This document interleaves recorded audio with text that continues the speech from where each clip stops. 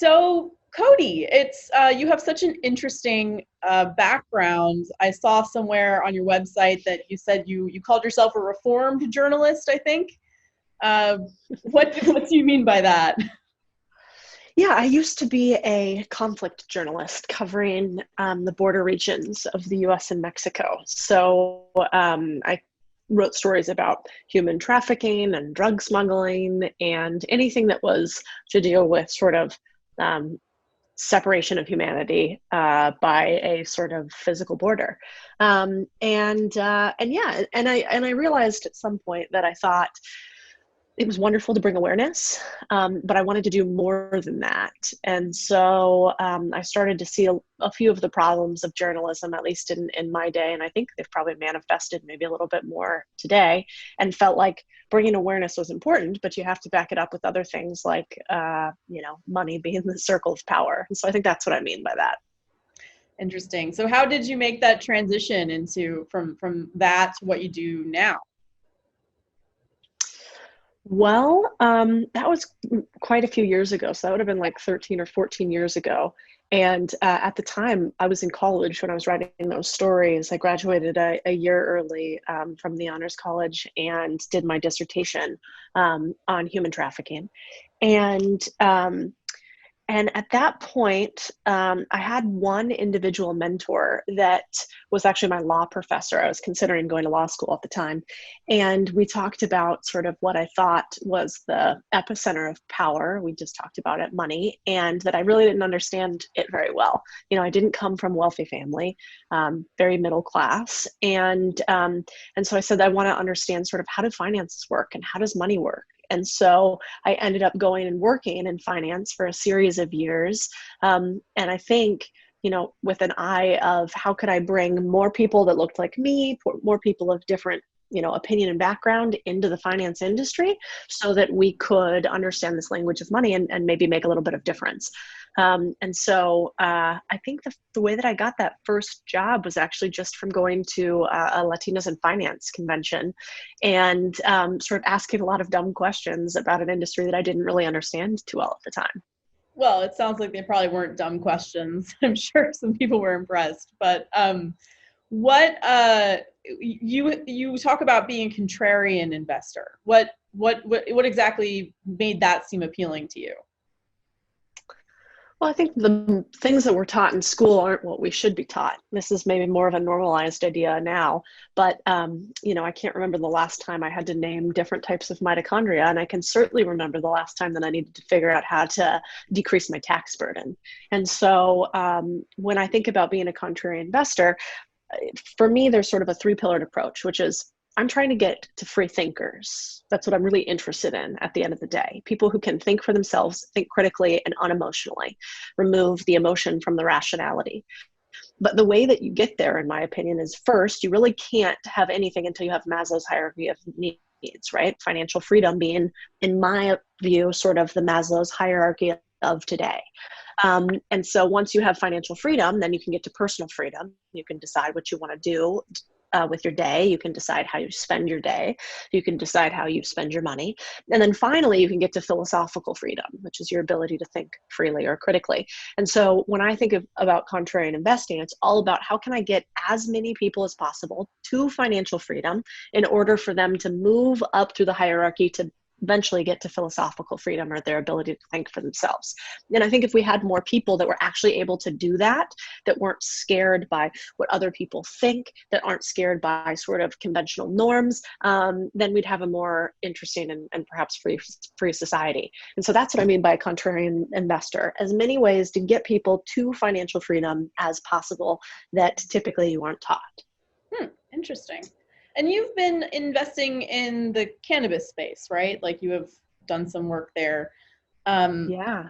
What drew you to that, and what kind of what do you think are some of the trends that are going unnoticed in that space? Because there's so many people who cover cannabis and write about it, and surely you have seen some things. Sure. So I really invest in what I see as emerging markets. So that started off in exchange traded funds when those were new to the financial world. Then it went to Latin America and building up a business in Latin America, and then cannabis, and now small and medium businesses, or what I call boring businesses. So each time I'm looking at a new asset class or a new type of sector to invest in, I'm curious as to where is there some stigma, some noise, some narrative that keeps a lot of people out, so that there's an unfair advantage for those people that go early, right? And I like to be on that cutting edge of whatever the new investment type is. And so for cannabis, I started investing in cannabis in 2014. And I started investing for really a nonprofit reason, because I saw there was a correlation between it helping with vets and depression and mental health and suicide. And so that's why I started investing. And then I realized, oh, it does that, and it's also very profitable. And so we ended up having a fund group surrounding it, investing hundreds of millions of dollars into cannabis. As far as trends in the space, I mean, too many to count. Really, but I think the biggest overarching trend is just the normalization of cannabis as a wellness tool, as a medicinal tool, as a vector to invest in from a profit standpoint, and I think that's just going to continue. And while many of us talk about it, very few people have an allocation to cannabis in their portfolios. I think that'll change, and so I think it's smart to have, you know, a small percentage of any portfolio allocated to the space, because it will be, you know, a trillion dollar industry in my opinion. That is, yeah, good point. So looking back over your career thus far, like, what are some of the biggest success stories you've had? Or maybe one of them that really comes to mind. My giant accolade list of them. Right. You know, I'm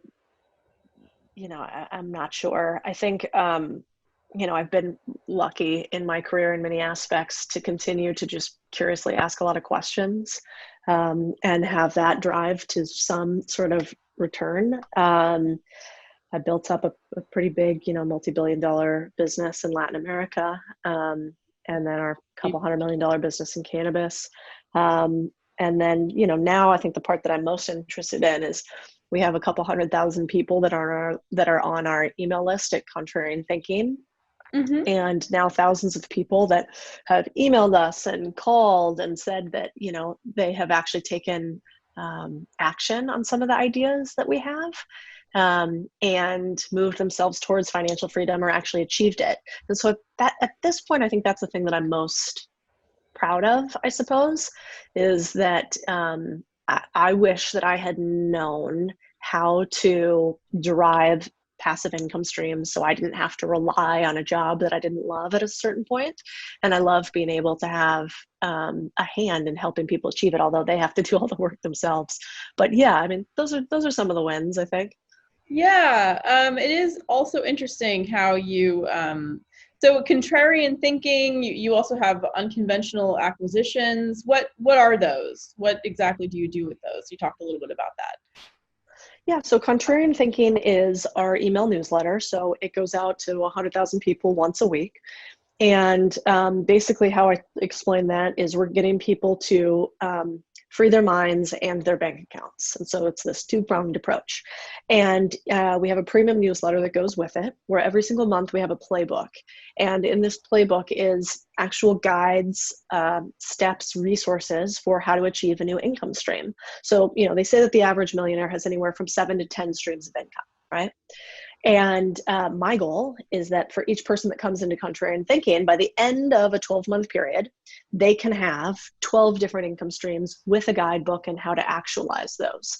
And these are everything from, you know, investing in RV parks to vending machines, to starting a newsletter business, to buying a small or medium-sized business. These are things that you don't have to go and create the next Tesla or YouTube or SpaceX. They're very accessible for normal people like me and you. And so I think that part's kind of fun. And we've had, I don't know, we've created like 67 different newsletters through it. We've had people buy over 100 plots of lands to do RV parks and camping on it. So we have a lot of people taking effect on it, and that's Contrarian Thinking at contrarianthinking.co. And then Unconventional Acquisitions really started. I run that business with a partner, Ryan Snow. That started because I've been in mergers and acquisitions or private equity for many years now. And the processes that we use in private equity really can be applied at a granular level to what you and I do every day. And so I realized for years that I made a lot of people a lot of money. And why wasn't I applying the same theories of going out, using leverage, AKA debt, and buying assets that produce income with somebody else's money, the bank's money, in order to buy a revenue stream day one, as opposed to create a startup, hope that somebody buys it, go out there and try to wrangle people up to buy the thing. Not as easy to do. And so Unconventional Acquisitions, we've had, I don't know, probably 2,000 students go through Unconventional Acquisitions. We've had, I don't know, 130, 140 go out and buy a business and get themselves anywhere from 5 to 6 figures to 7 figures in profit and remove themselves from the job that they have today and create more owners instead of more employees. So that's the goal of Unconventional Acquisitions. And then we have a holdco, which is basically a company where we buy businesses inside of that and put operators in place. Okay. So you are basically helping other people become business owners, or, buy businesses. How did you, so you've done so many things. You were a journalist, and then you kind of got into investing and finance. And now it's like, okay, you're taking that into becoming a business owner who helps other business owners. How did that transition happen? Well, I started Contrarian Thinking in January of 2020. Mm-hmm. And for a long time, I've focused pretty exclusively on buying businesses for myself, on investing for myself, on building big teams. And I think it's just a natural progression. At some point, you end up wanting to bring other people along with you instead of just do it for yourself. Money's awesome. I like to accumulate it. I'm not done accumulating it, but at some point it's kind of like, if that's the only thing you're pursuing, maybe it's not that interesting.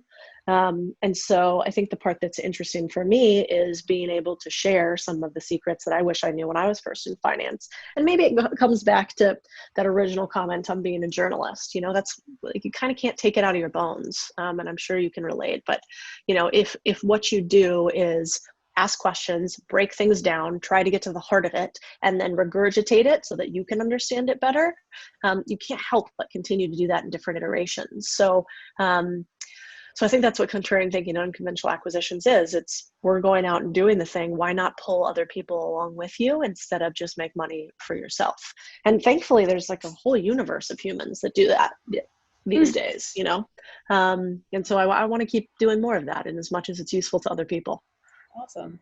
So where does this come from? Where does this drive come from for you? Like, in terms of your background, or, what in your family history, or whatever you'd attribute it to? I mean, I think we all have some sort of pursuit that calls to us like a siren song, right? I don't know about in your career, but for many, many years, I've worked in investment banking, and I've worked in Wall Street, and I kept starting things where I would write again. I started like 4 or 5 different blogs, and I got them shut down, or I got told by compliance that I couldn't have that. And I kept coming back to it again and again, because it's the thing that I'm supposed to do. I'm supposed to write about things. I'm supposed to break them down. I'm supposed to share. It's like, I can't stop it. And I think all of us, Bukowski has a great piece on becoming a writer, on being a writer, about, if you wouldn't die for the want of doing it, if it doesn't come out of you like a fire, then don't do it. And I think, for me, this is one of those things where once you start to realize what you are uniquely placed here for, you can't help but continue to do it. And there are much better ways to make money. And there are most of my money is made through holding companies, through investing in companies, 10x anything that I do from doing education online.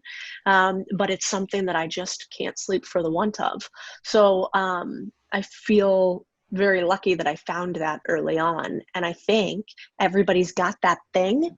They Mhm. just kind of cram it down and don't listen to it, and focus on whatever is paying the bills or whatever is the job in front of them, because it's scary to go out and do the thing that you're really supposed to do. Because what if you fail at that? That's the real scary thing. Who cares about failing as an accountant, right? Right.